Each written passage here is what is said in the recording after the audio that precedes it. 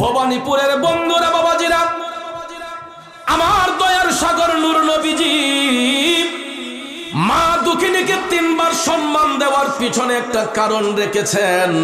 বাবার সম্মান একবার হওয়ার পিছনে একটা কারণ আছে। ওই 4টি কারণের আলোচনা করে আজকে মাহফিল শেষের দিকে নিয়ে যাব। শেষ পর্যন্ত বসতে রাজি আছেন না নাই? আসুন সামনে যাই।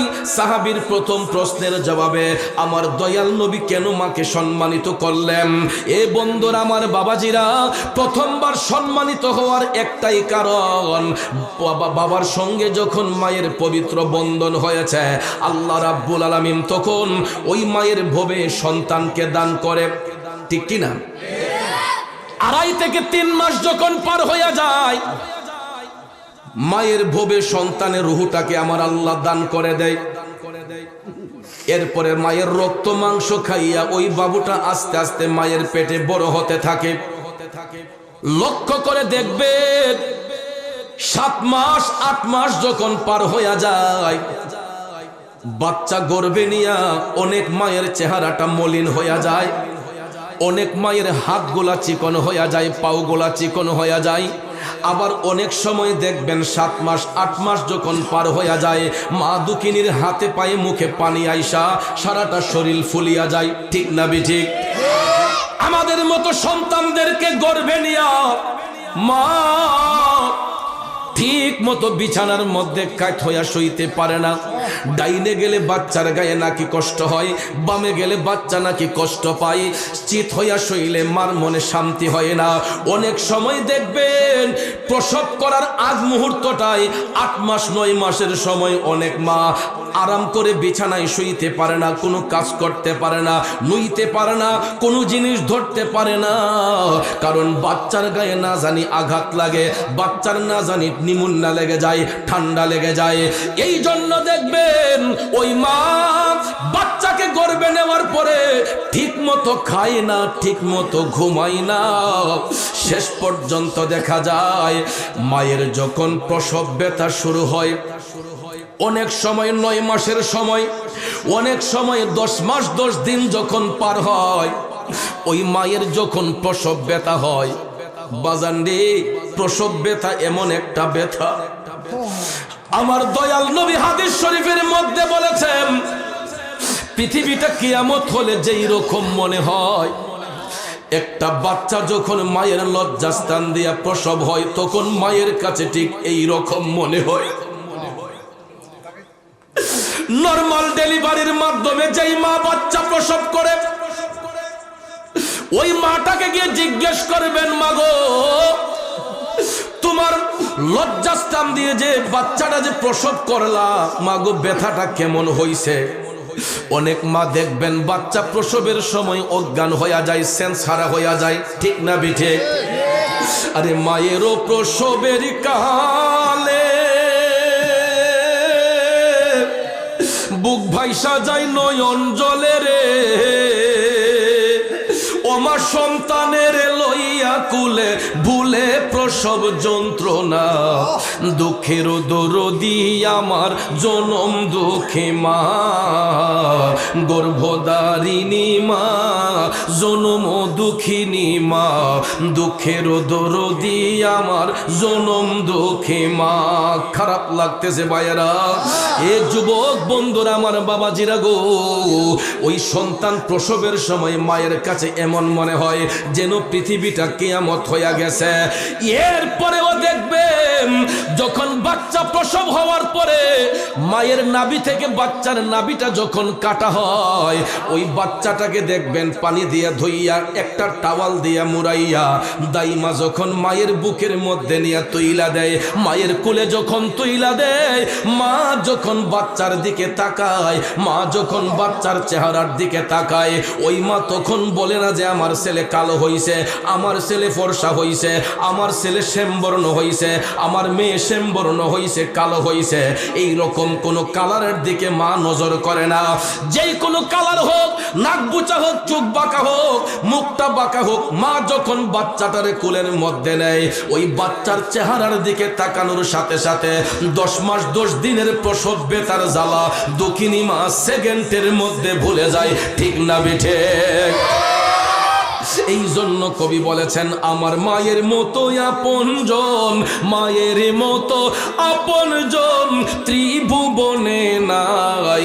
মায়ের কদমের নিচে জান্নাত দিলেন খোদায়ে, মায়ের কদমের নিচে জান্নাত দিলেন খোদায়ে। একটা জবানও বন্ধ রাখবেন না, চিৎকার মেরে বলুন আল্লাহু আকবার। জগতের বন্ধুরা রে,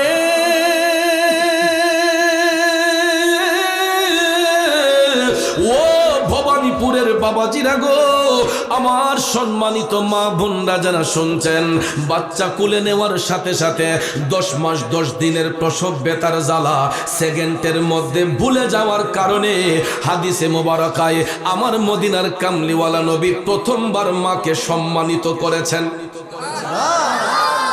বুঝে আসছে তো? এবার আসুন সামনে যাই সাহাবীর দ্বিতীয় প্রশ্নের জবাবে।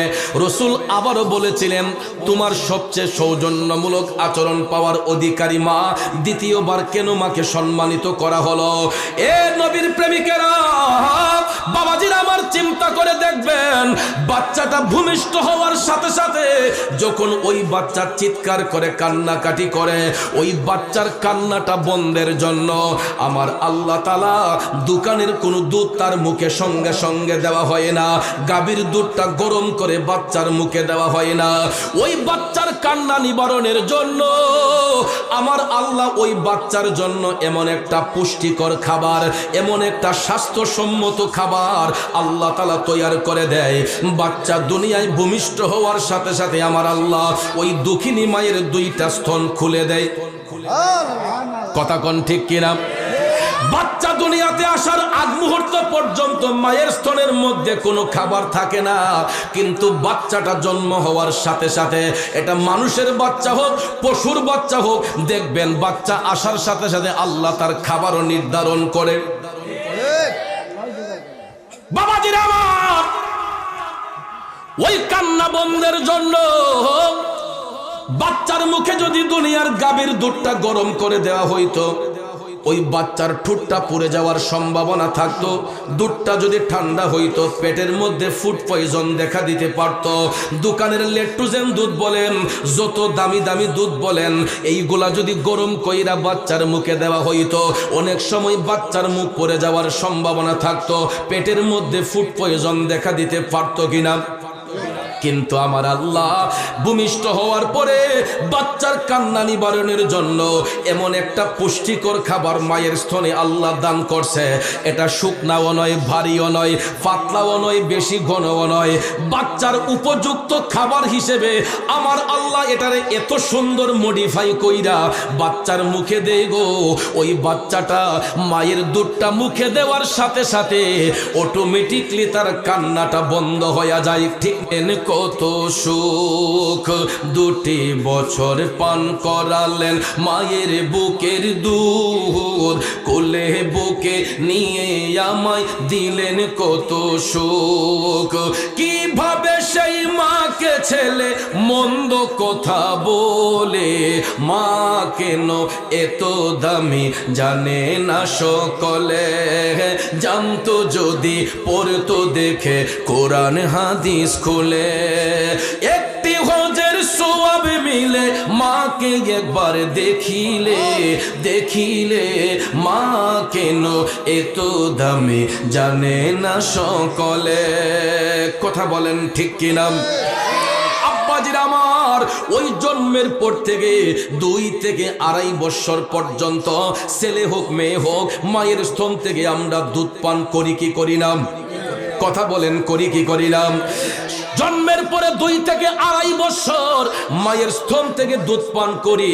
এই জন্য আমার মদিনার কামলিওয়ালা নবী বলেছেন, পৃথিবীর সন্তানেরা মৃত্যুর আগের দিন পর্যন্ত সন্তানগুলা যদি মায়ের গোলামি করে, পৃথিবীর কোন সন্তান ওই মায়ের একটা ফুটা দুধের ঋণ শোধ করতে পারবে না। মায়ের একদার দুধের দাম কাটিয়া গায়ের চাপ, পাপোশ বানাইয়া ঋণের সুদ হবে না। এমন দরদি ভবে কেউ হবে না আমার মা গো। ঠিক কিনা বলেন? যুবক বন্ধুরে, বড় দুঃখ লাগে, কষ্ট লাগে সন্তানগুলা যখন উপযুক্ত হইয়া যায়, রোজগারি হইয়া যায়, যেই বয়সটাতে মা বৃদ্ধ হইয়া যায়, বাবা বৃদ্ধ হইয়া যায়, ওই সময় আইসা দেখি আমরা সন্তানগুলা মা বাবার নিয়ে ভাগাভাগি করি। বড় মিয়া কয় মাইজুম মিয়া তুমি বাপরে খাওয়াইও, মাইজুম মিয়া কয় তুমি আম্মারে খাওয়াইও। আবার 1-2 মাস খাওয়ানোর পরে মাইজুম মিয়া কয় করে আমার বেশবা তুই ওন খাওয়াইছ আম্মারে। কথা কোন ঠিক না ঠিক? একটা বার তোমার শৈশবের কথা মনে করো, যখন তোমরা 3-4টা ভাই বোন পড়াশোনা করছো, বাবার হোটেলে খাইছো। বাবা তো ইচ্ছে করলে পারতো একটা ছেলেরে এতিমখানায় দিতে, একটা ছেলেরে পারতো অন্যের বাড়িতে ফাটাইতে, কিন্তু বাবাদের আমার ওই বাবা নিজে কষ্ট কইরা 3-4টা ছেলে মেয়েরে মানুষের মতো মানুষ বানাইছে। 3-4টা ছেলে মেয়েরে খাবার দাবারের খরচ জোগাইয়া, পড়াশোনার খরচ জোগাইয়া মানুষের মতো মানুষ কইরা দিছে। আর ওই বাবাটা বৃদ্ধ হয়ে গেছে সংসারের হাল ধরতে ধরতে, সংসারে খাটনি খাটতে খাটতে মা বৃদ্ধ হয়ে গেছে, বাবা বৃদ্ধ হয়ে গেছে। যখন তাদের আরামের সময়, যখন তাদের একটু আরামের সময়, ওই সময় আইসা দেখা যায় মা বাবা সন্তানের মাথার বোঝা হইয়া যায়। রাগ করছেন নি? কথা সত্য না মিথ্যা? বাবাজিরা রে, 3 কথার বিবির ফাঁদে পইরা বাবার মনে কষ্ট দিও না, মার মনে কষ্ট দিও না। কারণ আমার আল্লাহর আযাব আসতে বেশি সময় লাগে না, আবার আল্লাহর রহমত আসতে বেশি সময় লাগে না। দয়াল নবী বলেছেন, মৃত্যুর আগের দিন পর্যন্ত মায়ের গোলামি করলে একটা সন্তানও মায়ের ঋণ শোধ করতে পারবে না, 1 ফোঁটা দুধের ঋণ শোধ করতে পারবে না। কারণ পৃথিবীর সমস্ত টাকা পয়সা যদি 1 পাল্লায় হয়, মায়ের একটা ফোঁটা দুধ যদি 1 পাল্লায় হয়, আমার দয়াল নবী বলেছেন ওই মায়ের একটা ফোঁটা দুধের পাল্লা আমার আল্লাহ ভারী করে দিবে। গভীর মনোযোগ। মায়ের দুধের ঋণ শোধ করার জন্য আল্লাহর একজন ওলি, যিনি অনেক চেষ্টা করেছিলেন ঋণ মুক্ত হওয়ার জন্য। আমরা পৃথিবীর সন্তানেরা সব ঋণ যদি পরিশোধ করতে পারি, একটা ঋণ কোনোদিন শোধ করা যায় না, এটা মায়ের ঋণ। ঠিক কিনা বলেন? আপনি আমার কাছে টাকা পাবেন, আমি আপনার কাছে ঋণদার। কথা কোন ঠিক কিনা? এটা দিতে হবে, এটা দিয়েও দেই। অনেক সময় দেখা যায় এরকম লেনদেন হলে এগুলা আপোষ হয়ে যায় বা সরি স্বীকার করলে মাফ হয়ে যায়, কিন্তু সন্তানগুলা একটা জায়গার মধ্যে চিরঋণী হয়ে থাকে। এটা হলো মায়ের আদালতে, যা পৃথিবীর সন্তানগুলা মৃত্যুর আগের দিন পর্যন্ত চেষ্টা করলেও পারবে না। যেমনটা পারেন নাই আল্লাহর ওলি হযরতে শেখ ফরিদ রহমাতুল্লাহ আলাইহি জীবনীটা আমি পড়ে দেখলাম। তিনি এত বড় পাণ্ডিত্যের কোনো অধিকারী ছিলেন না। শেখ ফরিদ আল্লাহর ওলি, তিনি স্বাভাবিকভাবে জীবন কাটাইতেন, কিন্তু কোনোদিন কারো কাছে ঋণের মুখাপেক্ষী হতেন না। শেখ ফরিদ কোনোদিন কারো নিকট ঋণের মুখাপেক্ষী হতেন না। তিনি একজন ব্যবসায়ী মানুষ ছিলেন। সারাদিন ব্যবসা বাণিজ্য কইরা রাতের বেলা ঘরে আইসা শেখ ফরিদ চিন্তা করতেন, দেখি তো আমার কাছে কারো কোনো ঋণ আছে কিনা, আমার কাছে কারো কোনো ঋণ আছে কিনা। শেখ ফরিদ চিন্তা কইরা দেখে জানা মতে পৃথিবীর কোনো ব্যক্তি তার কাছে কোনো দেনা পাওনা নাই, জানা মতো তিনি সবার ঋণ পরিশোধ করে দেন। এই রকম ভাবে বাবাজিরা আমার প্রতিটা রাত শেখ ফরিদ রাতের বেলা শুবার ঘরে যাইয়া চিন্তা করতেন, দেখি তো আমি কারো কাছে কোনো ঋণগ্রস্ত আছে কিনা। অনেক চিন্তা ভাবনা কইরা শেখ ফরিদ ব্যর্থ হইয়া যাইতেন, জানা মতো কোনো ঋণ নাই। প্রতিদিনের ন্যায় ভাবতে ভাবতে ভাবতে গো আল্লাহর বলি শেখ ফরিদ রাতের বেলা শুইয়া চিন্তা করতেছেন, দুনিয়ার কোনো মানুষের কাছে আমার লেনা দেনা না থাকলেও আমি তো একটা জায়গার মধ্যে ঋণী হয়ে আছি, আমি তো আমার মায়ের কাছে ঋণী। কারণ ছোট্টবেলায় আমি আমার মায়ের স্তন থেকে দুধ পান করেছি, ছোট্টবেলায় আমি আমার মায়ের স্তন থেকে দুধ পান করেছে, আমি তো আমার মায়ের কাছে ঋণী। আমার মায়ের দুধের ঋণ আমাকে শোধ করতে হবে। এই জন্য শেখ ফরিদ এটা ভাবতে ভাবতে সারাটা রাত তিনি বিছানার মধ্যে ঘুমান নাই, ছটফট করতেছে।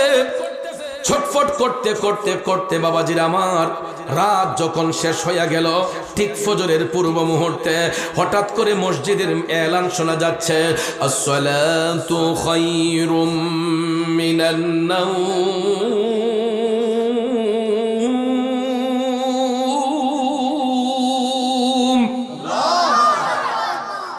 কথাটার মধ্যে মজা আছে না নাই?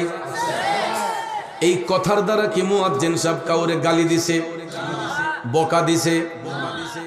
চিকন গলায় বলুক, মোটা গলায় বলুক, যেই কোনো সুরেই বলুক না কেন, মুয়াজ্জিন সাহেব ফজরের টাইমে বলে আসসালাতু খায়রুম মিনান নাওম, ঘুম থেকে নামাজ ভালো, ঘুম থেকে নামাজ ভালো। ঠিক কিনা কোন? কিন্তু দুঃখ লাগে ওই জায়গায় আমাদের দেশের মধ্যে এখন কিছু কিছু মানুষ কয় না আমাদের ঘুমটাই ভালো। ঠিক নেই? আমাদের দেশের মধ্যে কিছু কিছু মানুষ বলে ঘুমটাই ভালো। কেন জানেননি? বাবাজিরা আমার আল্লাহ 24 ঘন্টা দিয়েছেন দিন রাতে, 12 ঘন্টা দিন 12 ঘন্টা রাত।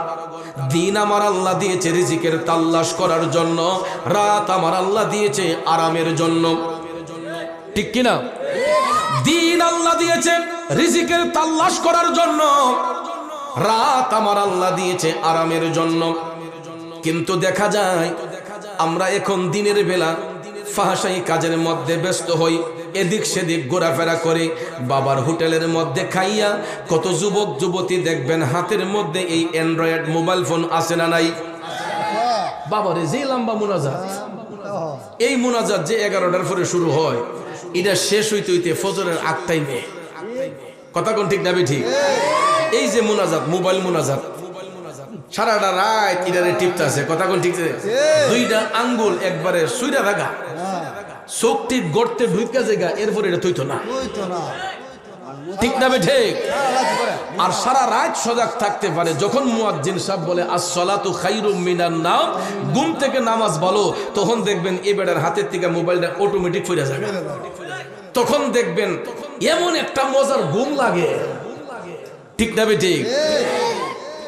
ওরে কেমন করে ঘুমাও তুমি, কেমন করে ঘুমাও তুমি, ফজর করে কাজা, এমনও তো হতে পারে জোহরে জানাজা, এমনও তো হতে পারে জোহরে জানাজা। যুবক রে, তোমরা হয়তো ভাবতে পারো যে আমি নিজের কাঁধে বাবার লাশটা কবরে শোয়াইব। এ যুবক, এই ধারণাটা একেবারে ভুল। কারণ সন্তানের কাঁধেই শুধু পিতার লাশ বহন করা হয় না। পৃথিবীতে এমন কিছু মুহূর্ত আসে রে, অনেক সময় দেখা যায় পিতার কাঁধেও সন্তানের লাশ বহন করতে হয়। ঠিক না? শুধু সন্তানের কাঁধের মধ্যেই পিতার লাশ বহন হয় না। এমন কিছু কিছু সময় আছে, কিছু কিছু মুহূর্ত আসে, দেখা যায় পিতার কাঁধেও সন্তানের লাশ বহন করতে হয়। কাইন্দা ফানা হয়ে গেছে আব্বা, এবার গৃহস্থিতে আড়াইয়া দান্ডা বেচছে আমার হুন্ডাটা কিনা দৌড় লাগবো। বাপ বিদেশ গেছে, কইছে আব্বা প্রথম মাসের বেতনটা পাই আমার মোটরসাইকেল কিনা দৌড় লাগবো। আসেনি? তারপরে আপনারা দেখবেন মোটরসাইকেলও বইল তো একজন মন্ত্রী মিনিস্টার। কথা কোন ঠিক না বেঠিক? আমার মনে হয় বিমানও তো স্পিডে চলে না। আর বয়সটাও আনুমানিক 15, 16, 17 এরকম 20-এর ভিতরে, 15 থেকে 20-এর ভিতরে এই বয়সটি। বাবারে আমার মনে হয় পিকআপ যতখান আছে, রাস্তার মাঝে যে কতলা মুড় আছে, সামনে কোনো গাড়ি আসতেছে কিনা, পিছন থেকে কিছু আসতেছে কিনা, ইটা গনার টাইমের আর নাই। ঠিক না বে ঠিক? হঠাৎ করে দেখা যায় আব্বা আম্মা আমি ভৈরব থেকে আসতেছি, ভবানীপুর থেকে নতুন মোটর সাইকেলটা নিয়ে বাবার কাছে বলছে আমি ভৈরব থেকে আসতেছি। ভৈরবের কথা বইলা দেখা যায় যাইতে যাইতে নরসিংদী চইলা গেছে। ঠিক নিও? আসার সময় দেখা যায় এমন কিছু মুহূর্ত আছে রে বাজান, গাড়ি তো শুধু একটা চলে না, শত শত গাড়ি রোডের মধ্যে চলাফেরা করে। ঠিক নিও? কিছু কিছু ডিস্ট্রিক্ট গাড়ি আছে, এগুলা দেখবেন আইনা ফাললে উপরে তুলে দেয়। ঠিক না বে ঠিক? কিছু কিছু বড় বড় বাস আছে, আমরা যে প্রাইভেট কার চালাই মাঝে মাঝে এই প্লাস্টিক, আমরা বলে প্লাস্টিক, অথচ এই প্লাস্টিকের ভিতরে যে 2-4টা মানুষ আছে ইটা গনার টাইম হেরান নাই। এই জন্য আমি প্রায় সময় ওয়াজ মাহফিলও বলি বড় গাড়ির চালক ভাইদেরকে যে আমরা ছোটরাও একটু হিসাব টিসাব কইরেন। আর মোটর সাইকেলও যারা চলে এরাও মনে করে যে আমি একলাই শিখিয়েছে, আমার তো মনে মনে আমি প্রধানমন্ত্রী হই। হঠাৎ করে দেখা যায় ওভার স্পিড মোটর সাইকেল দেওয়ার কারণে এগুলা গাড়ি যদি ফাঁস দিতে দেরি হয়, টান্ডা দিয়ে গাড়ি ফিরে এসে কয় ছাড় দিস না করে, আর উল্টা জারি দেয়। একটু শিখা শরীরে শক্তি বেশি যুবক, আর একটু শিখা তার শরীরে রক্ত গরম, আর একটু শিখা হয়তো উন্ডাত বসছে। ঠিক না বে ঠিক? হঠাৎ করে দেখা যায় ভবানীপুর থেকে ভৈরব যাইতে কত অনেকগুলো আঁকা বাঁকা আছে, ওভার স্পিড দেওয়ার কারণে সামন থেকে একটা গাড়ি আইসা হালকা করে যখন পাতলা বাড়ি মারছে, দেখা যায় মোটর সাইকেলের চাক্কাটা 2-3টা উলট পালট খায়া রোডের লামায় চলে গেছে। বাবাজিরা রে, চাক্কা এক জায়গায়, তার বডি এক জায়গায়, পাউটা উইরা গেছে আরেক জায়গায়। কয়েকজন ভদ্রলোক পাশ থেকে আইসা টাইনা তুলতে তুলতে দেখা যায় ডেড বডি হয়ে গেছে। পকেটে হাত দিয়া মানি ব্যাগটা পাইছে, মানি ব্যাগটা পাইয়া ওই ঠিকানা মতো বাড়িতে ফোন দিছে, কোথায় আপনি? অমুক কি আপনার ছেলে? জি। কয় অমুক জায়গা থেকে আপনার বাচ্চার লাশটা আইসা রিসিভ কইরা নেন। দইরা দেখবেন বাবা পাগলের মতো যায়, লাশের কাছে গিয়া বইসা মাথায় থাপাইয়া কয় আয় হাই রে কি করলাম রে, মোটর সাইকেল তো কিন্না দিলাম না, এটা জম কিন্না দিছি, ওইটা কাল দি কিন্না দিছি। সন্তানের লাশটা বাবা কান্দা কান্দা বাড়িতে আনছে। এখন আপনারা বলুন, সন্তানের কাঁধে কি বাবার লাশ নাকি পিতার কাঁধে সন্তানের লাশ? পিতার কাঁধে সন্তানের লাশ। এই জন্য যুবক বাহাদুরি কইর না, সলচাতুরি কইর না, শক্তি দেখায় না। এই শক্তি একদিন চুরমার হয়ে যাবে।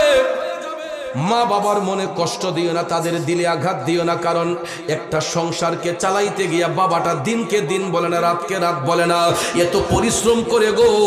ওই বাবার হোটেলে খাইয়া বাবারে থ্রেট দিও না, বাবারে কষ্ট দিও না। আর আমি যেটা বলেছিলাম, ফজরের টাইমে মুয়াজ্জিন সাহেব বলছে আসসালাতু খায়রুম মিনান নাওম, ঘুম থেকে নামাজ ভালো, ঘুম থেকে নামাজ ভালো।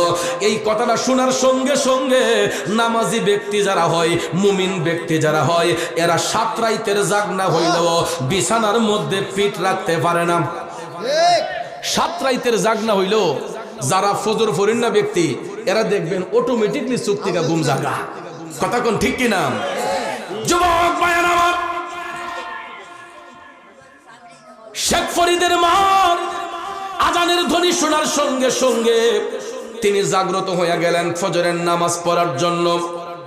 শেখ ফরিদ সারা রাত ঘুমাইতে পারে নাই, সারাটা রাত তিনি ঘুমাতে পারে নাই, চোখ গোলা আগুনের মতো লাল। হঠাৎ করে দেখা যায় ফজরের নামাজ পড়ে, শিশির ভেজা সকাল বেলা মা দুঃখিনী ফজরের নামাজ পড়ে কোরআন তেলাওয়াত করতেছেন। কি করতেছেন? এখন কি কোরআন তেলাওয়াত আছে? আমরাও যখন ছোটবেলা আসলাম, এটা আজ থেকে প্রায় 25-30 বছর আগের কথা বলতেছি, 25-30 বছর আগেও দেখছি আমরা যখন ছোট ছিলাম, এদের বয়সে ছিলাম, 25-30 বছর আগেও দেখছি সকালবেলা মক্তব থেকে বাইরেছি, এমন সময় দেখছি লাম্বা বাড়ির উঠানে আমার বাপ চাচারা উঠানে চাটি বিছাইয়া তারা ফজরের নামাজ পড়া সব বাইরা মিল্লা বইয়া কোরআন শরীফ তেলাওয়াত করছে। আমার মা চাচিরা ফজরের নামাজ পড়া দেখছি তারা কোরআন শরীফ তেলাওয়াত কইরা ঘর বাড়ি ঝাড়ু দিয়া বিসমিল্লাহ কইয়া চুলায় আগুন দিছে। কথা বলেন, এখন তো লাকড়ির চুলাও না, তখন তো লাকড়ির চুলা আছিল, আর এখন ঘরে ঘরে এলপি গ্যাস। আর গ্যাসও এমন গ্যাস, আগে তো মেস টুকা দিয়ে গ্যাস জ্বালানি লাগতো, এখন মেসও লাগে না চেয়ারম্যান সাহেব, এটা টিপ দিলেই ফালদা আগুন উঠে জায়গা। কথা কোন ঠিক না ঠিক? ওটু চুলা টিপটা মারলই ফালদা আগুন উঠে জায়গা। কের হাত দোয়া, কের ফাও দোয়া, চোখ কষলাইয়া সারা রাত টেলিভিশন দেখা মোবাইল টোবাইল টিপা 9টা-10টা বাজে, এমন সময় চোখ কষলে গিয়ে আগে টিপ মারছে। এখন খাবার খাইয়া বাইসাবে কইতা কিতার আনছে কুস্তা মজা না, শ্বশুরে কইতাছি কিতার আনছে কুস্তা মজা না। মজার কাম করছি না আমরা, মজার কাম করলে না মজা লাগতো। খাবারের একটা তরতিব আছে মিয়া, কথা কোন ঠিক কিনা? খাবার খালি মহিলারা রান্নলেই হইতো না, ওই মহিলা দেখতে হবে তার আমলি কিনা, নামাজি কিনা, তার মধ্যে পবিত্রতা আছে কিনা। কারণ রান্নার মধ্যে, রান্না ও খাবারটাই আল্লাহর নিয়ামত। আর তুহুরু শাত্রুল ইমান, পবিত্রতা হইছে ইমানের অঙ্গ। চুলায় যাওয়ার আগেও উজু করে যাইতে হবে। তাইলে একটা পবিত্র অবস্থায় একজন মা বোন যখন চুলার মধ্যে রান্না করবে বিসমিল্লাহ শহীদ, দেখবেন এটা শুটকির ভর্তা হইল, এটা খাইতে অমৃত লাগবে। কথা কোন ঠিক কিনা? এই জন্য ভাইয়ার আমার, বেনামাজির হাতের খাবার মজা থাকে না, বেনামাজির হাতের কোনো জিনিসের মধ্যে বরকত থাকে না, বেনামাজির ঘরের মধ্যে আল্লাহর রহমত থাকে না। এই জন্য যুবক ভাইয়েরা শুনো রে, আল্লাহর ওলি শেখ ফরিদের মা তিনি ফজরের নামাজ পড়লেন, ফজরের নামাজ পড়লেন, মা দুঃখিনী কোরআন শরীফ তেলাওয়াত করতেছে। এমন সময়ে দেখা যায় আল্লাহর ওলি শেখ ফরিদ মায়ের পিছনের মধ্যে গিয়া দাঁড়াইলেন। তা মায়ের পিছনের মধ্যে গিয়া দাঁড়াইলেন শেখ ফরিদ, মায়ের পিছনের মধ্যে দাঁড়াইয়া ভাইয়ার আমার, হঠাৎ করে মা যখন বুঝতে পারলেন পিছনে কেউ দাঁড়াই আছে, শেখ ফরিদ ডাক দিয়া কয়, আম্মা গো, ও গো মা, আমি তোমার কাছে একটা দাবি নিয়ে আসছি গো।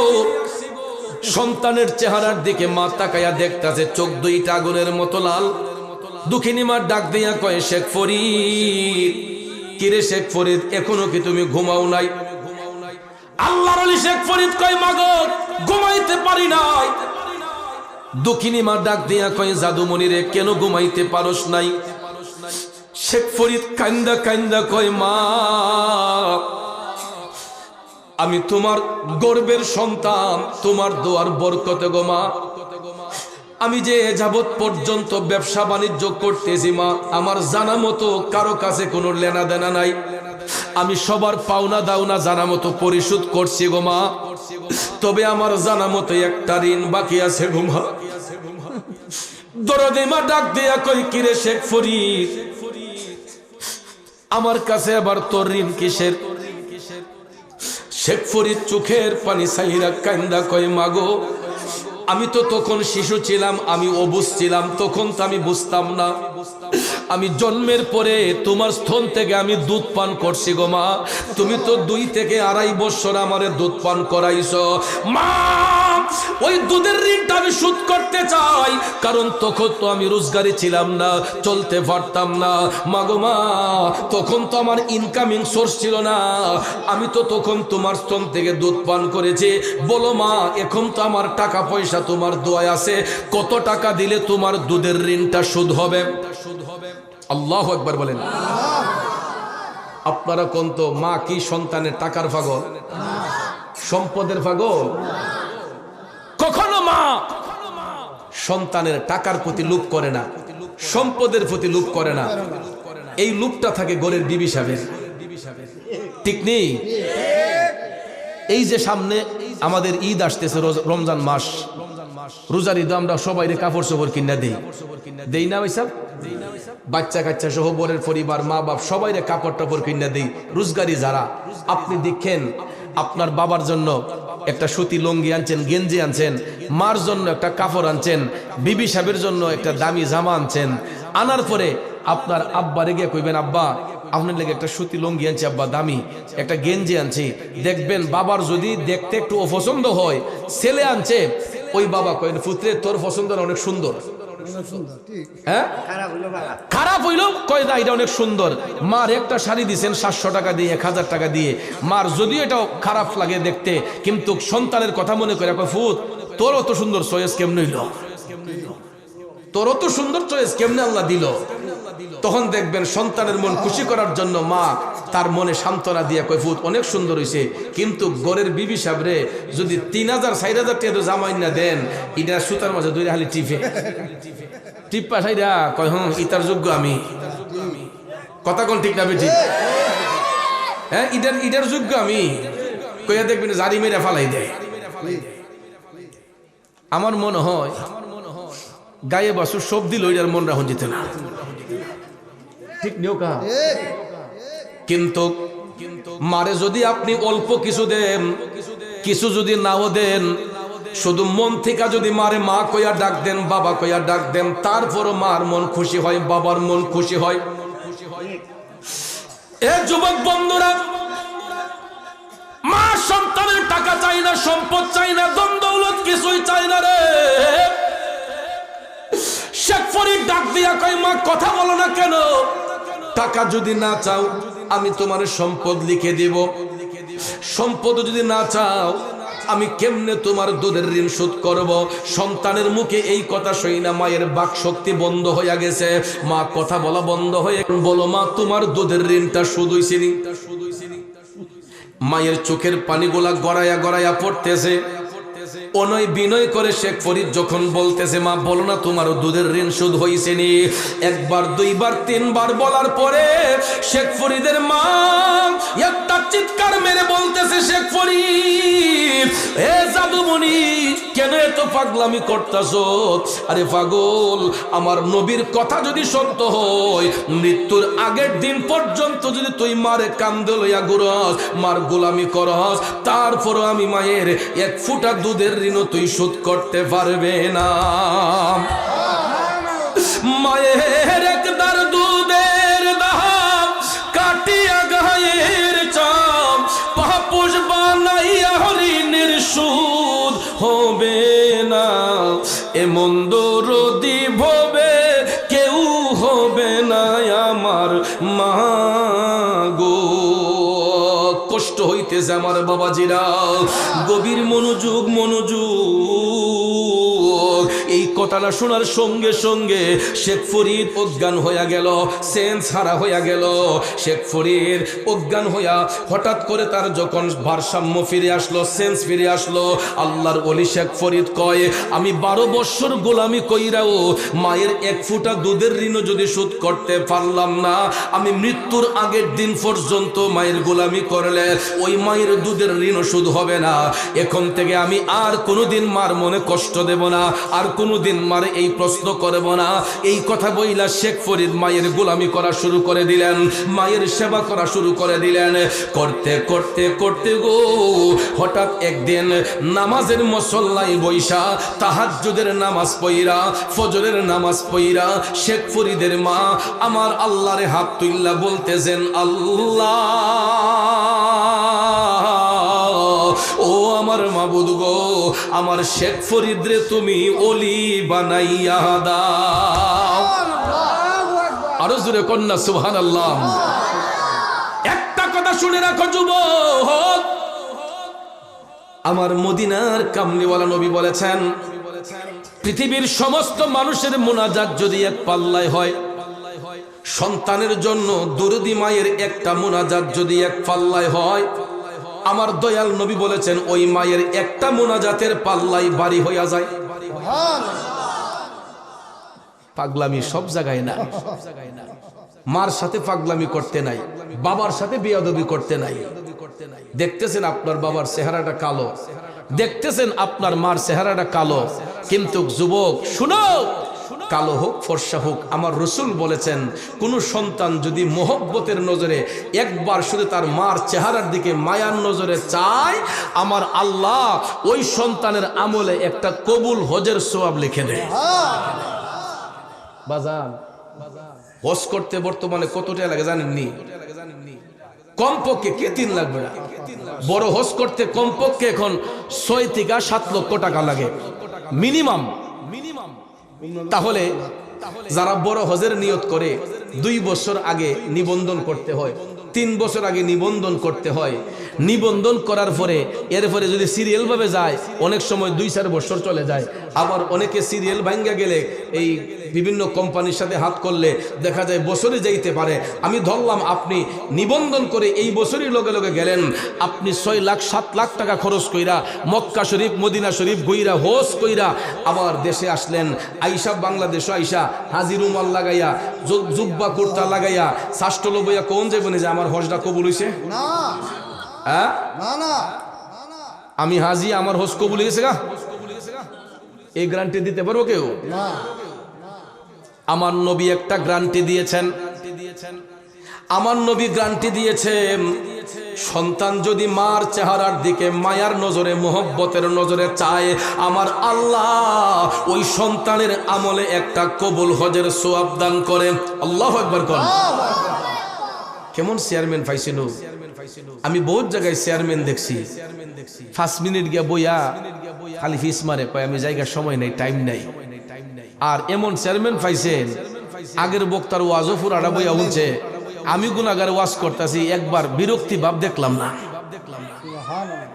আলহামদুলিল্লাহ কইতেন না? এটাই জ্ঞানীদের বৈশিষ্ট্য, জ্ঞানী লোকদের বৈশিষ্ট্য। নামের পরে আমি দেখছি বিএসসি, মারহাবা কইতেন না? এই জন্যই যোগ্য ব্যক্তির দরকার। যোগ্য ব্যক্তিকে যোগ্যতার আসনে বসাইলে এটার মর্যাদা বোঝা যায়। আর অযোগ্য ব্যক্তিরে যখন যোগ্যতার আসনে দিবেন তখন দেখবেন হে যোগ্যতার মর্ম বুঝবে না, খালি গড়ি চাইব। কেমনে যাইতো গা? কিছু কিছু মাহফিলে বসলে মাইকে ফু দিলে কয়া যায় এটা বরকত আছে না নাই। আর কিছু কিছু মাহফিলে বইলেই ফু দিলেই বোঝা যায় যে এই মাহফিলটা আসলে রহমত মাহফিল, বরকতময় মাহফিল। কেন? কারণ যারা আয়োজন করে তার মন যদি সুন্দর হয়, আর যারা ওয়াজ করতে আসে সহি নিয়তে তাদের কথাও সুন্দর হয়, শ্রোতা যারা আসে শোনার জন্য এদেরও মনটা পবিত্র থাকে, তাইলে এখানে বরকত হয়। ঠিক না ঠিক? আল্লাহ চেয়ারম্যান সাহেবের হায়াতে বরকত দান করুক, আমিন কইতেন না? আরো জোরে কোন আমিন। যেই কথাটা বলতে চেয়েছিলাম ভাইয়ের আমার নবী একটা গ্যারান্টি দিয়েছেন। এরপর আমার ভাই সাহেবের অনেক কাজ থাকতে পারে, ব্যস্ততা থাকতে পারে, কারণ যিনি উনি একটা ইউনিয়নের অভিভাবক, ওনার অনেক ব্যস্ততা থাকতে পারে। আমার কথায় আবার আপনি বৈশা থাকার দরকার নেই। যদি আপনার ইনকেস প্রয়োজন থাকে, আপনার যখন মর্জি আপনি তখনই যাইতে পারেন, আমরা আপনার সসম্মানে বিদায় দেবো, ঠিক না? আবার তো এই কথা কয়ে হুজুর আমার ফেসে বলাই দিছে। আলহামদুলিল্লাহ কোন। একটু দুরূদ শরীফ পড়েন, আল্লাহুম্মা সাল্লি সাইয়্যিদিনা মুহাম্মাদ, আল্লাহুম্মা সাল্লি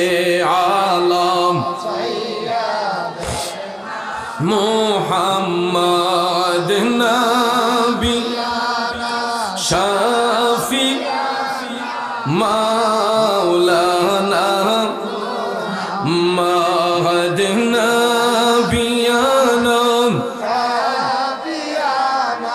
মাওলানা মুহাম্মাদ, আল্লাহুম্মা সাল্লি মাশাআল্লাহ মুহাম্মাদ নবিয়ানা শাফি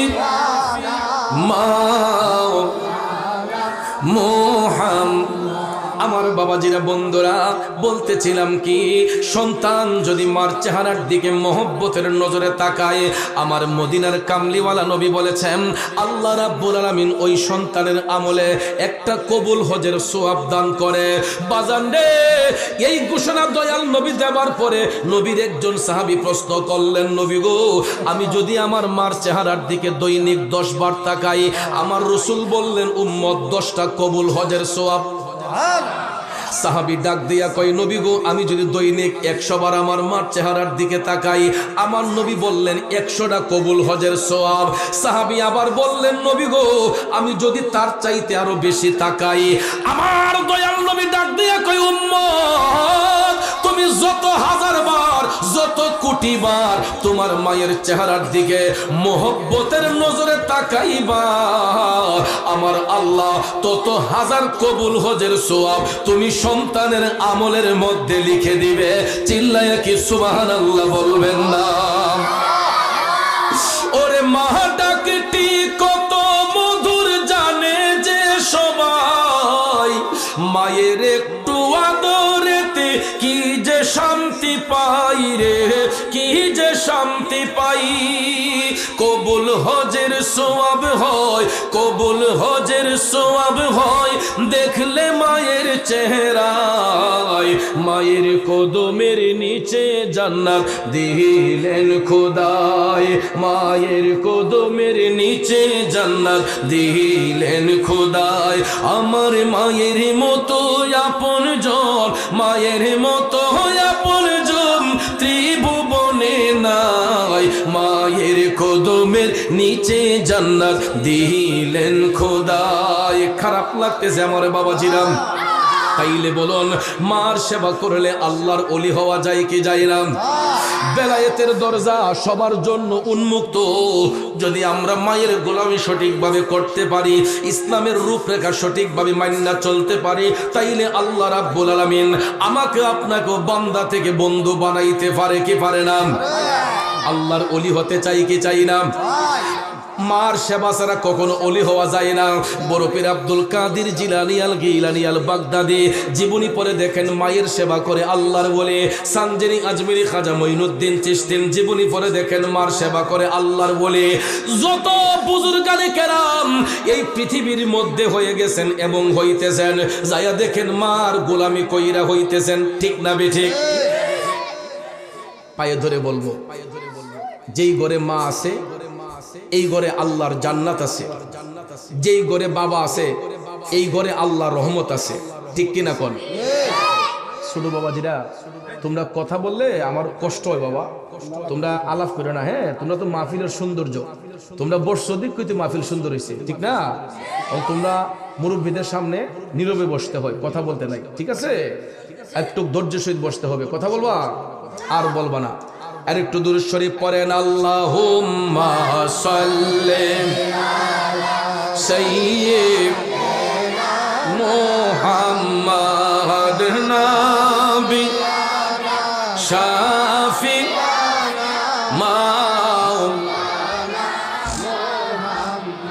বাবাজির আমার যেটা বলছিলাম, আল্লাহর আরেকজন বলি, ওনার নাম হচ্ছে হযরত বাইজিদ বুস্তামি। তো বাইজিদ বুস্তামি ওনার জীবনী পড়ে দেখবেন, উনিও আল্লাহর ওলি হইছেন ওনার মার দোয়ার কারণে। সুবহানাল্লাহ কন্যা। মার সেবা করলে লাভটা কিতা হয় দেখেন। আমরা সবার গড়েই মা আছে, অনেকেই মা হারাইছেন। অনেক সময় দেখবেন আমাদের মার সর্দি কাশি জ্বর ব্যথা বেদনা অনেক কিছু হয়, হয় না?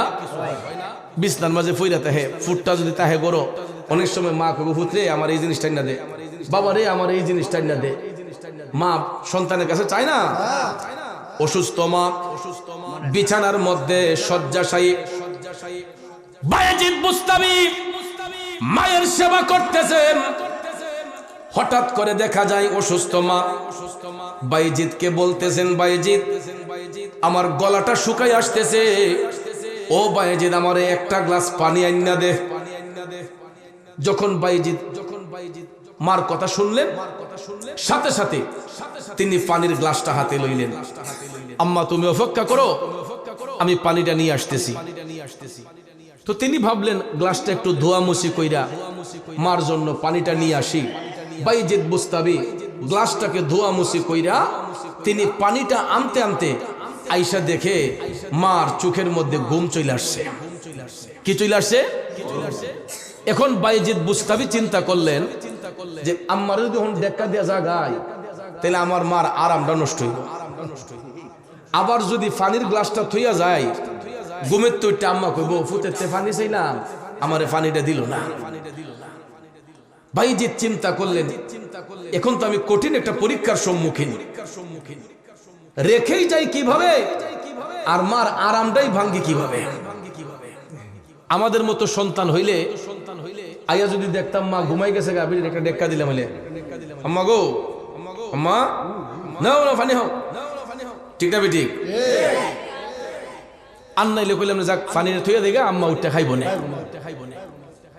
এটাই করতাম, ঠিক না? বায়েজিদ বুস্তামি চিন্তা করলেন পানির গ্লাসটা যদি রেখে যায় মায়ের সামনে বিয়াদবি হবে, আর গ্লাসটা যদি মার হাতে না দেই মা বলবে সন্তানের কাছে পানি চাইলাম পানিটা দিল না। বায়েজিদ চিন্তা করলেন আমি পানির গ্লাসটা রেখেও যাব না, আমার মায়ের আরামটাও নষ্ট করব না। যতক্ষণ আমার মা ঘুমের ঘরে থাকবে আমি বায়েজিদ ততক্ষণ পর্যন্ত আমার মার শিয়রে পানির গ্লাসটা নিয়ে দাঁড়িয়ে থাকবো। আমার মা চোখটা খোলার সাথে সাথে আমি মার হাতের মধ্যে পানিটা দেব। কেমন মায়ের কেমন সন্তান দেখো রে বন্ধু। বায়েজিদ কয় আমি ততক্ষণ পর্যন্ত আমার মার শিয়র থেকে নড়ব না, যতক্ষণ আমার মা ঘুমের মধ্যে থাকবে আমি একটা কদম পিছপা হব না। পানির গ্লাসটা নিয়ে বায়েজিদ দাঁড়িয়ে রইলেন, মা বিছানার মধ্যে আরাম করতেছেন। করতে করতে করতে দেখা যাইব রাতটা প্রায় শেষের দিকে চলে গেছে।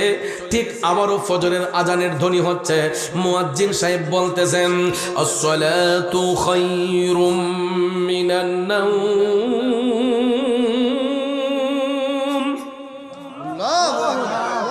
আজানের ধ্বনি শোনার সাথে সাথে বায়েজিদ বুস্তামির মা বিছানা থেকে পিঠ উঠাইয়ে ফেললেন। মার চোখ থেকে ঘুম চলে গেল। চোখটা খুলেই মা দেখতেছে বায়েজিদ পানির গ্লাসটা নিয়ে মার শিয়রে দাঁড়ায় আছে, চোখ দুইটা আগুনের মতো লাল। মা ডাক দেয়া কয় বায়েজিদ আমি তো সন্ধ্যা রাতে তোর কাছে পানি চাইলাম, এই ফজরের টাইমে তুই পানির গ্লাসটা হাতে নিয়ে দাঁড়িয়ে আসো, কিরে বায়েজিদ তোর চোখ তো আগুনের মতো লাল, নিশ্চয়ই তুই আজকে রাতে ঘুমাস নাই। বায়েজিদ বুস্তামি টপ টপ করে চোখের পানি সাইরা কান্দে আর কয় মাগো ও মা আমি কেমনে ঘুমাইতাম গো মা, তুমি তো আমি সন্তানের কাছে পানি পান করার আবদার করছিলাম। মা পানির গ্লাসটা ধুইয়া মুইসা আনতে আমার একটু দেরি হইছে, আমি গ্লাসটা নিয়ে আইসা দেখি তোমার চোখের মধ্যে আরাম লেগে গেছে, ঘুম লেগে গেছে।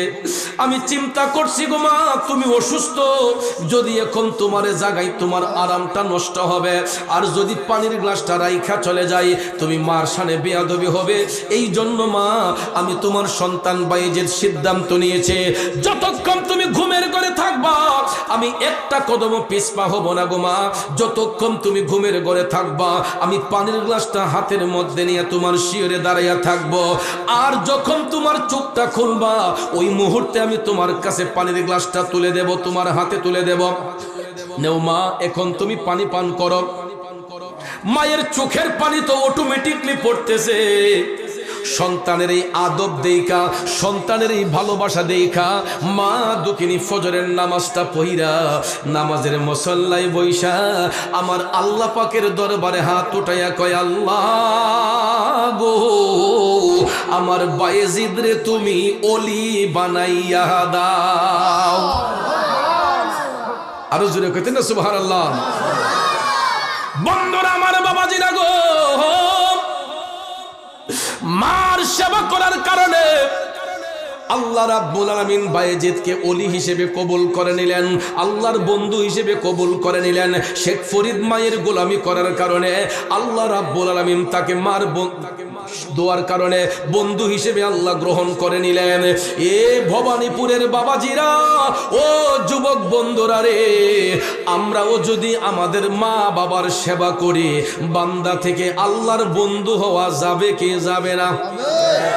তাইলে আজকের মাহফিল থেকে প্রতিজ্ঞা করব অতীতে যারা মার মনে কষ্ট দিছে মাহফিল শেষ কইরা বাড়িতে যাইয়া মার পায়ে ধইরা মাফ চাইব। রাজি? মার পায়ে ধইরা মাফ চাইতে অসুবিধা আছে? কারণ কম বেশ আমরা অনেকেই যার ঘরে মা আছে মাঝে মাঝে মারে জারি মারি দিছে নি, তা কেউ না কইলেও বিশ্বাস করতাম না, অনেকেই দেয়। মার মনে কষ্ট আছে, অনেক সময় দেখা যায় বউর সল্লাত ফইরা বিড়িরে লিয়ে গেছেন গা বৈরব বাসাবাড়ি কইরা বাইক ফালে গেছেন গা, আসেনি? বাবারে বাইক তুই গেছেন গা রাইন্দা খাওয়াইব দিকা বিড়িরে লিয়ে গেছে গা বৈরব বাসা ভাড়া কইরা, নাইলে কুল্লাসর বাসা ভাড়া করছে। কথা কোন ঠিক না বেটি? আর একটা রেডিমেড উসিল্লাও আছে, বাচ্চার বয়স যদি খালি 6 থেকে 7 হয়ে জায়গা কয় না ফুলাফান ফরান লাগে তা অনুগে ফরাইব, আইয়ে বিয়ে ভাস করাইব, ঠিক না বে ঠিক? ভালো কথা। শ্বশুর শাশুড়িকে সাথে নিয়ে বাসায় থাকেন, শ্বশুর শাশুড়িকে সাথে নিয়ে আপনি শহরের বাড়িতে থাকেন। কেউ জিগাইলে কি রে তোর আব্বারে ভালো আইলে, কাও বেটা গ্রামের মানুষ তো বেটা শহরের বাসাত বন্দি ভাল লাগে না, মার বলে বন্দি ভাল লাগে না, বালা লাগাইলে তুই লাগবো, কথা কোন ঠিক না বে ঠিক? বালা লাগাইলেই তুই ভালো লাগবো, এই উসিলা দিয়ে বাঁচা সম্ভব না। আজকে ওই জায়গাগুলোকে আমরা নষ্ট করার কারণে স্ত্রী নিয়ে বাসা বাড়িতে থাকতেছেন, দেখা যায় অনেক সময় 4 লাখ 5 লাখ লইয়া ফুট গেছে কিনি। ছেলে এখন পয়সাওয়ালা, বাড়ি যে তার 3-4 তলা, সব তলাতে ঘর আছে, মায়ের নাই রে ঘর। বিয়ের পরে বউ আপন, মা এখন পর। বিয়ের পরে বউ আপন, মা এখন পর, ঠিক কিনা? আরে পুরা কফাইল্লা। এখন যদি ভবানীপুর বাজারের মধ্যে তোর একটা বিপদ হয় রে, তোর স্ত্রী ঘর থেকে যাওয়ার আগে দেখবে তোর মাটা পাগলিনীর মতো সেখানে ছুটে যাবে। আমি কত সন্তান দেখছি রে। আমার একটা মুরিদ ছিল, ওই আমার কাছে বায়াত হইছে, হওয়ার পরে সে মার মনে কষ্ট দিছে, দিয়া সে আলগা বাড়ি কইরা তার বউ বাচ্চা লিয়ে থাকতাছে। ওহন কিছুদিন আগে আমার কইতাছে, বাজার শর্মের কথা কিতা কইতা, আমি কিতা বেড়া কয় ইলা তো আমার 12 লাখ টাকা গরো তো ইসলাম ইডিল বাহর বাড়ি গেছে গা, বাহর বাড়ি। এটা আপনার নরসিংদীর ঘটনা, বাহর বাড়ি গেছি গা।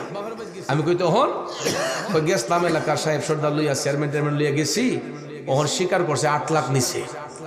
পরে যখন সবাই চাপ দিছে কইছে না 16 না নিছে, 12 লাখই নিছে। চিন্তা করেন, অথচ 2টা বাচ্চাও আছে, 2টা বাচ্চাও আছে। বেডি তো বাচ্চার মায়াও নাই, জামাইয়ের মায়াও নাই, এ বেডি গেছে টেহার মায়া, কথা কোন টাকার মায়া চলে গেছে। এ বন্ধুরা আমার, বাবাজিরা, আপনার মার কাছে যদি কোটি কোটি টাকাও যদি আপনি ফালাইয়া রাখেন, মা কোনোদিন সন্তানের টাকাটারে নষ্ট করতো না। ওই বিপদ থেকে কিন্তু হেরে তার মা ওই বাঁচাইছে, যেই মারে ফালাইয়াই পড়ছি। ওহন এই ঘাটতি পূরণ করা লাগে না, মার কিছু জায়গা আছেন, ফুত আমার জায়গাটা বন্দুক দিয়ে তোরা টেহা দিতেছি, জায়গা বন্দুক দিয়া বেডি ফুতের টেহা দিয়া তার বিপদ দূর করছে, ছেলের উপরে মামলা পড়ছে।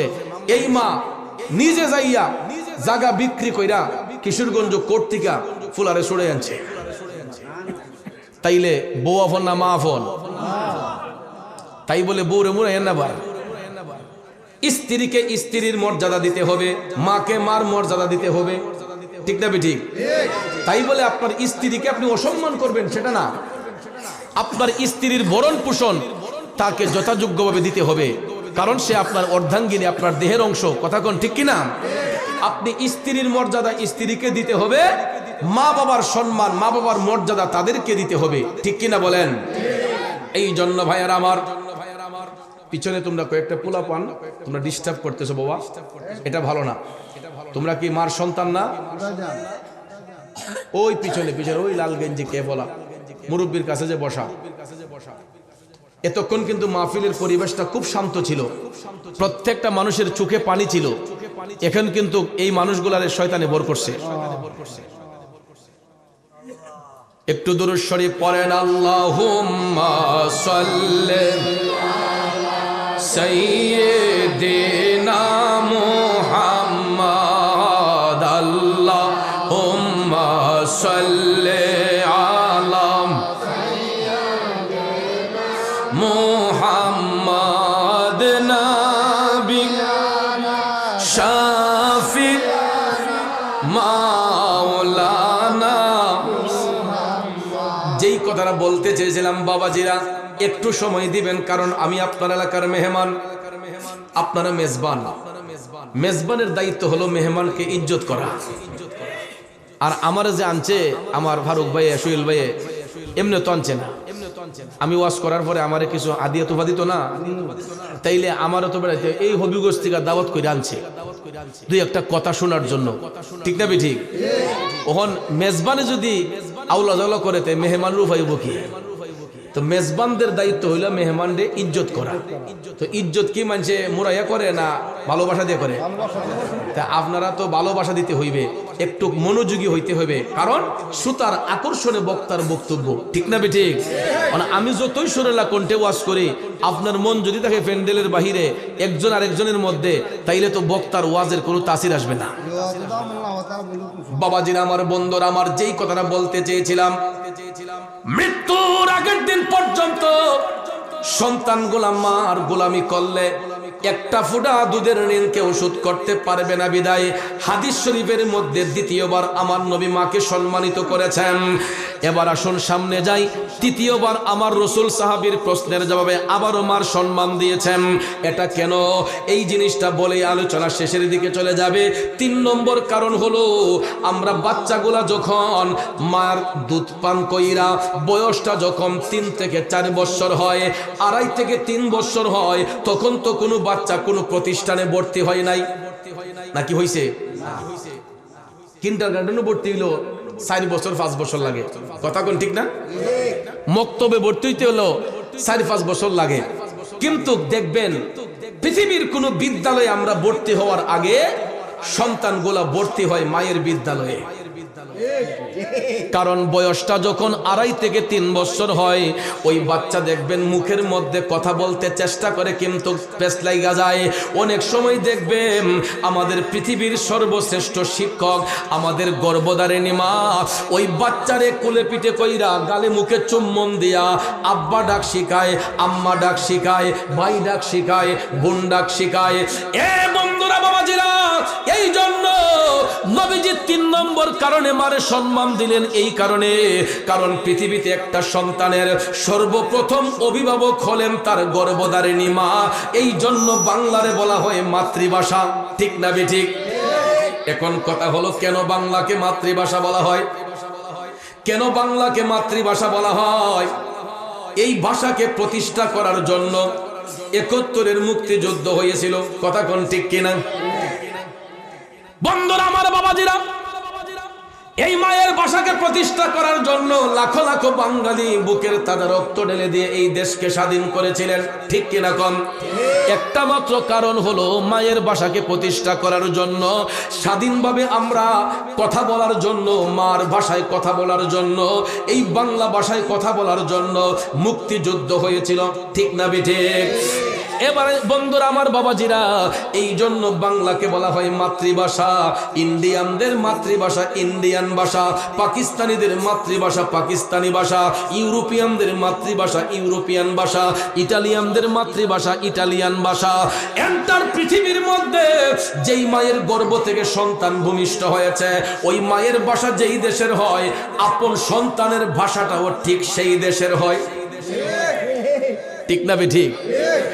অথচ দেখেন, আমরা একটি বাংলাদেশের মানুষ, ভৈরবের স্পেলিং এক জাত, আমরা হবিগঞ্জের ভাষাটা আরেক জাত, ঠিক না? আরেকটু সিলেটে যান দেখবেন আরেক জাত, রাজশাহী যান আরেক জাত, চট্টগ্রাম গিয়া দেখেন এদের ভাষা আরেক জাত, আপনি কুমিল্লা যান গিয়ে দেখেন এদের ভাষা আরেক জাত। একমাত্র বইয়ের ভাষা ছাড়া আঞ্চলিক যে স্পেলিংটা, এটা এক একটা এলাকায় এক একটা ভাষা হয়। এটা মার অবদানে। মা যেই ভাষায় কথা বলে তার পেটের সন্তান ওই ভাষা শিখে, কথা কোন ঠিক না ঠিক? মার ভাষাটা যেরকম হয়, সন্তানের ভাষাটা ঠিক সেই রকম হয়। এই জন্য পৃথিবীর সবচেয়ে বড় অভিভাবক একটা সন্তানের তার মা। এই জন্য আমরা মায়ের ভাষায় কথা বলে, যুবক বন্ধু, মা শুধু শিক্ষকের দায়িত্বই পালন করে নাই, ওই মা শুধু মুখে কথাই তুলে দেয় নাই। একটা বাচ্চারে মানুষের মতো মানুষ করতে গেলে মা যে কেমন পরিশ্রম করে রে, যেই ঘরে সন্তান জন্ম নিছে ওই ঘরের গার্জেনরা বুঝতে পারবে। আমরা আগে বুঝতাম না, এখন যখন সন্তানের বাবা হইছি তখন বুঝতাছি যে বাচ্চা ফালা আর হাতি ফালা সমান। বর্তমানে বাচ্চা ফালা আর হাতি ফালা সমান। বলেন হুজুর কেমনে? মহিলাদের জীবন অর্ধেক জায়গা বাচ্চার পিছে ঘুরতে ঘুরতে। এখনের বাচ্চাগুলা এই আধুনিক যুগে এটা আরো বেশি উশৃঙ্খল হয়ে গেছে না, সারাদিন মোবাইল লিয়া টিপা টিপি এমদা দূরে কথা কোন ঠিক না। এরপরে কম্পিটিশন, এখন কম্পিটিশন বাচ্চাগুলারে গাইডনেস করতে গেলে একটা মা দেখা যায় সকালবেলা ঘুম থেকে ওইটা ইডারে এই আপনার হাত মুখ ধোয়ানো পরিষ্কার করন, তার পায়খানা পোশাক পরিষ্কার কইরা হাত মুখ ধোয়া তেল সাবান দিয়া শীতের কাপড় ভরাইয়া বা গরমের কাপড় ভরাইয়া আবার স্কুল ড্রেস লইয়া এ ফিন্দাইয়া এই বাচ্চারে লইয়া স্কুলে যাওয়ান লাগে, গিয়া বাচ্চা যতখানি স্কুলে বউ আতা মা ও বউ তেমন লাগে। আবার এই বাচ্চারে স্কুল থেকে লইয়া ইয়া সংসারের খাটনি খাটন লাগে, কাজ কাম করন লাগে, সংসারদারি করন লাগে, শ্বশুরের মন জোগান লাগে, শাশুড়ির মন জোগানে লাগে, জামার মন জোগানে লাগে, মেহমানতি পাইলে হেরা রসে বা শ্বশুরে করন লাগে। কথা কোন ঠিক না বেঠে? আমি ভাইয়ার আমার ম্যাডামদের দিকে এটা বুঝি, কারণ আমরা তো সবাই বাচ্চার মা হইছি, বাবা হইছে, মহিলারা মা হইছে। আমরা যারা সন্তানের বাবা হইলাম আমি দেখতে পাইলাম যে আমাদের চাইতে বেশি কষ্ট মহিলারা ঘরের ভিতরে করে। আমরা তো বাচ্চা শুধু জন্ম দেওয়ার পরে আমরা কর্মেতে চলে যাই, কেউ ব্যবসায় বাণিজ্যে ক্ষেত কামারে কাজ করি, কিন্তু ওই বাচ্চারে আগানি মুতানি হোসানি যা কিছু আছে সবগুলা করতে হয় মা। আপনি বাবা হইয়া কয়দিন আপনার ফুতের ভাইনা পরিষ্কার করছেন? কয়দিন আপনার ফুতের পেশাবটা পরিষ্কার করছেন? কিন্তু এই 2, 2.5, 3, 4 বছর বাচ্চা নিজের হাতে পানি খরচ করার আগ পর্যন্ত ইদারে আগানি মুতানি হোসানি সব মা ওই করণ লাগছে। কথা কোন ঠিক কিনা? ওই মার মনে যারা কষ্ট দেয় আমার আল্লাহ খুশি হয় না বেজার হয়? তবু না আমার রাগ হইল ভিজলো গুয়ে মুতে, আমারে শুকনায় রাখিয়া মাই থাকে ভিজাতে। আরে ও সুখ হইলে দেখি চায়া আমার মাই রইছে বিছানায় বইয়া রে,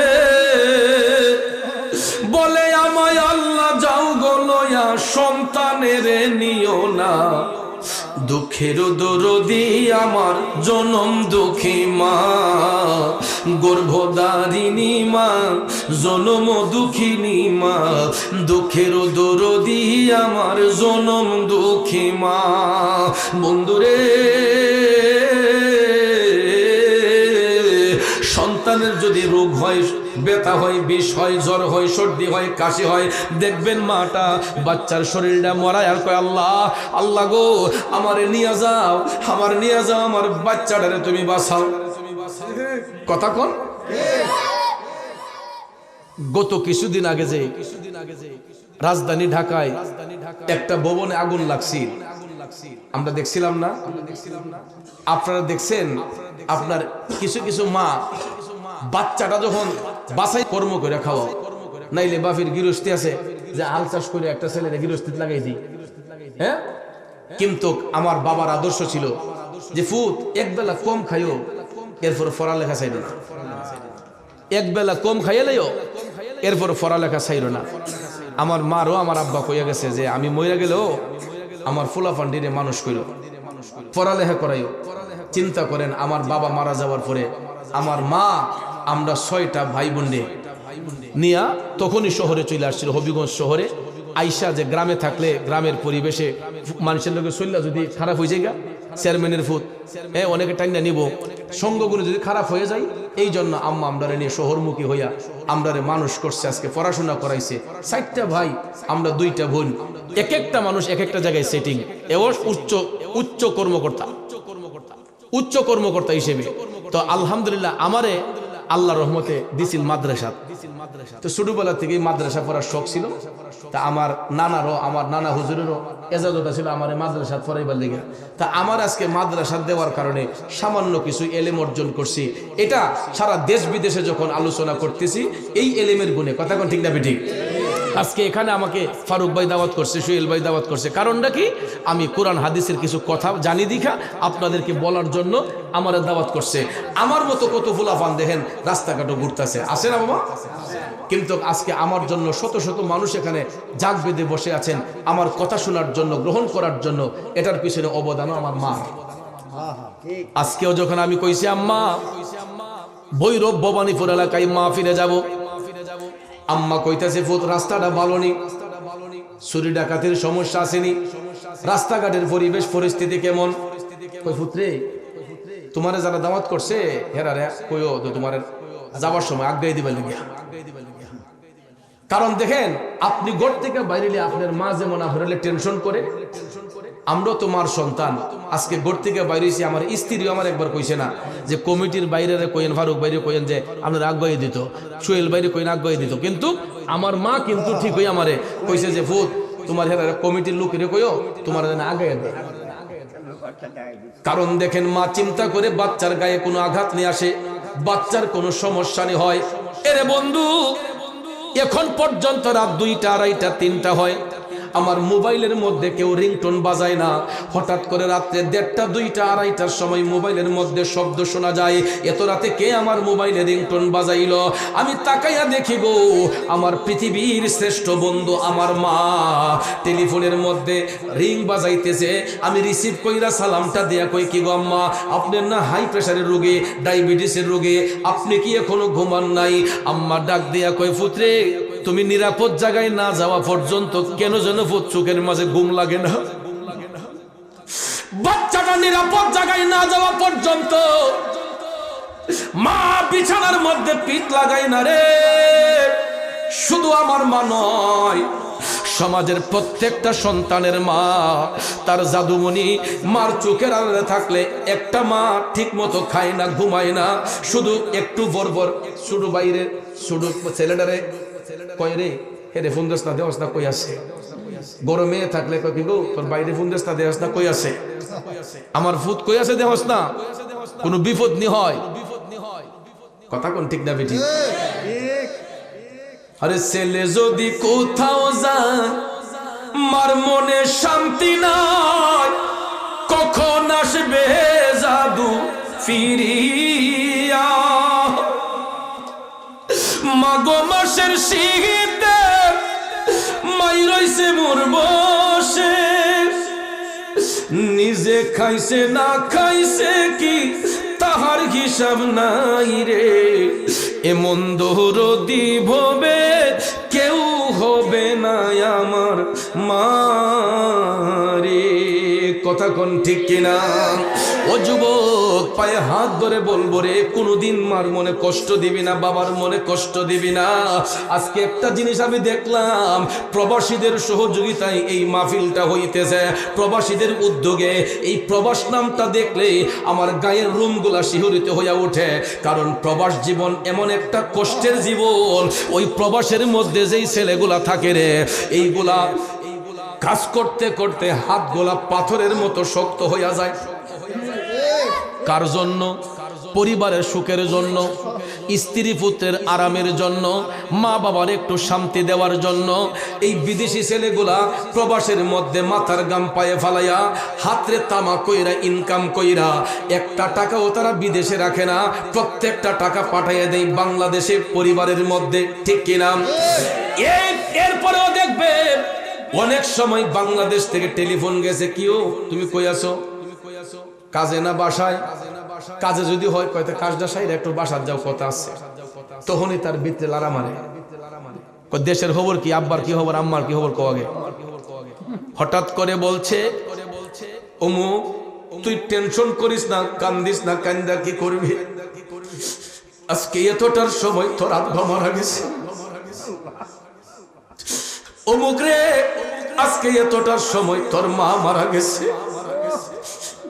পিঞ্জিরার ভিতরে পাখিটা যেমন ছটফট করে, যখন ওই বিদেশি ছেলেটা বাবার কথা শুনছে, মার মৃত্যুর সংবাদ শুনছে,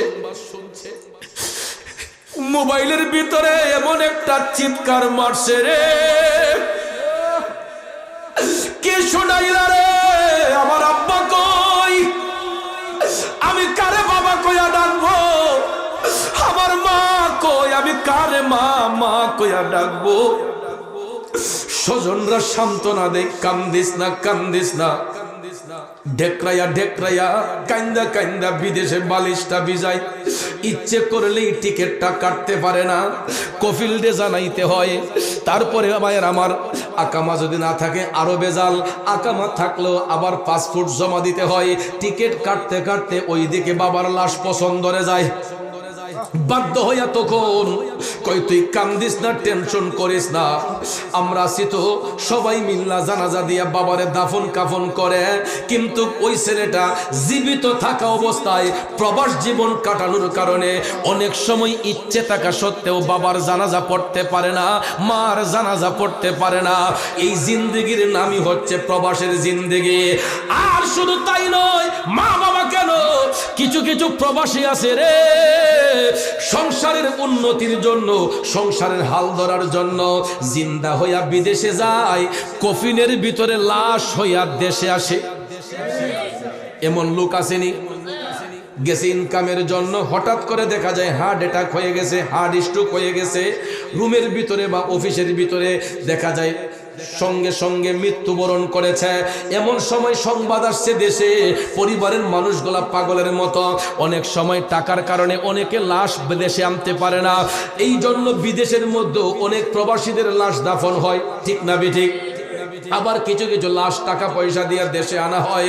বন্ধুরা আমার, বাবাজিরা, এই জিন্দেগির নাম প্রবাস। এই জন্য আমি প্রবাসীদের কথা এই জন্য বলছি, পরিবারের সদস্য যারা আছেন, মা বোনরা যারা আছেন গো, কোনোদিন প্রবাসী স্বামীর মনে কষ্ট দিবেন না। মা বাবাদেরকে বলবো, কোনোদিন টাকা পয়সার জন্য ছেলের বিদেশে চাপ দিয়েন না। ভাইদেরকে বলবো, কোনোদিন বিদেশি ছেলেদেরকে প্রবাসে টাকার জন্য চাপ দিবেন না। কারণ আপনি চাপ দিতে হয় না, তাদের কাছে টাকা থাকলে এরা দিতে বাধ্য। একটা টাকাও বিদেশে রাখে না, প্রত্যেকটা টাকা পাঠাইয়া দেয়। আজকেও যে ওয়াজ করতেছি দেখেন, প্রত্যেকটা মোবাইলের মধ্যে যারা অ্যান্ড্রয়েড বিদেশ যারা আছে, এই বিদেশি ছেলেগুলা, এরা বিদেশ থাকলে এরা মন পড়ে আছে আজকে মাহফিলে।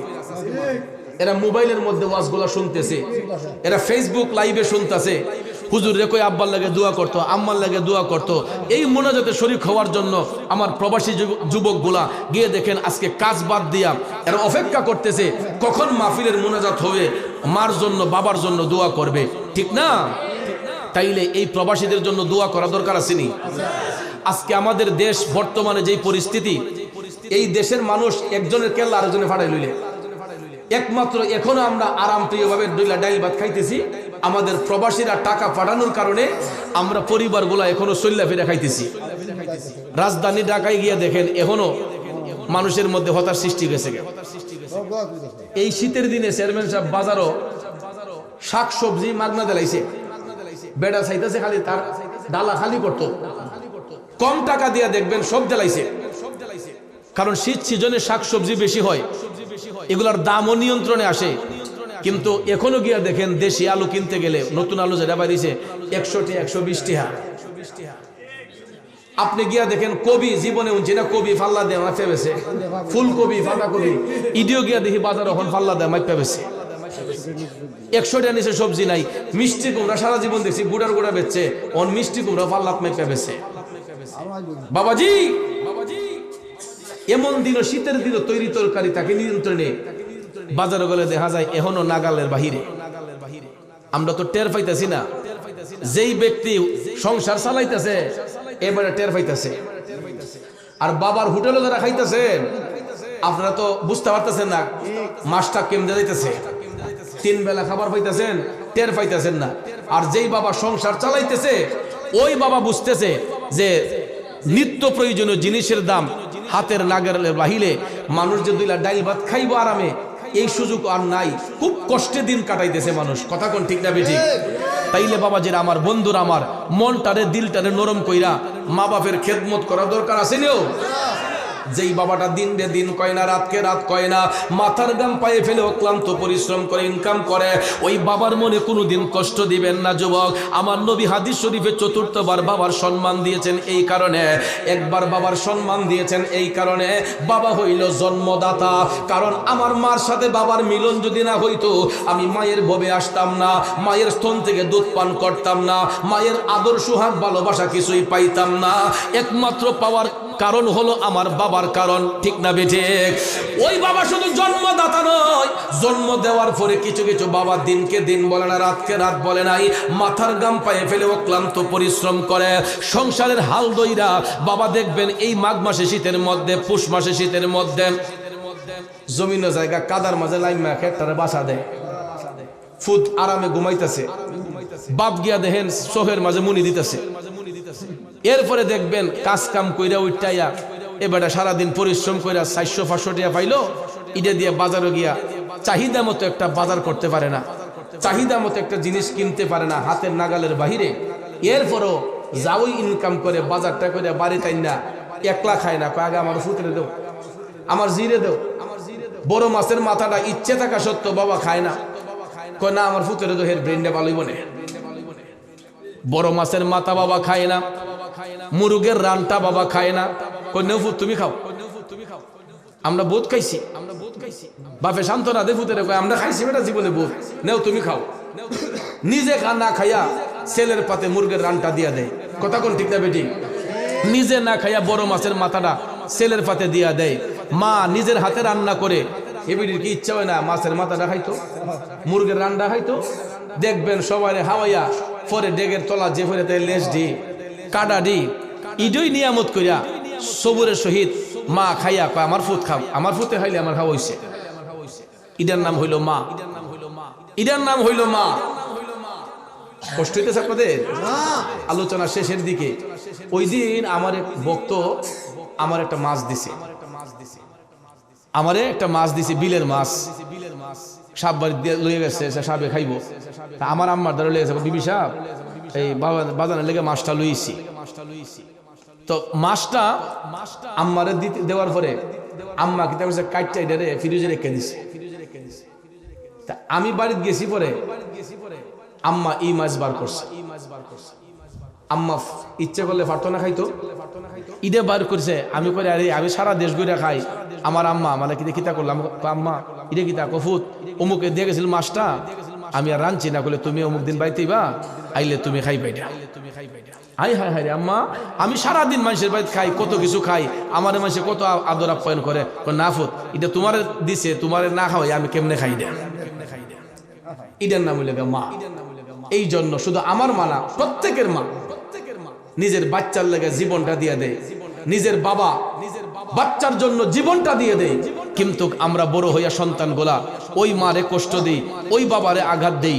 তো আজকের আলোচনা থেকে আমরা এটাই শিক্ষা পাইলাম, মা বাবার মনে কষ্ট দিলে আল্লাহ কষ্ট পায়, মা বাবার মনে দুঃখ দিলে আমার দয়াল নবী দুঃখ পায়। কথা কোন ঠিক না বেঠিক?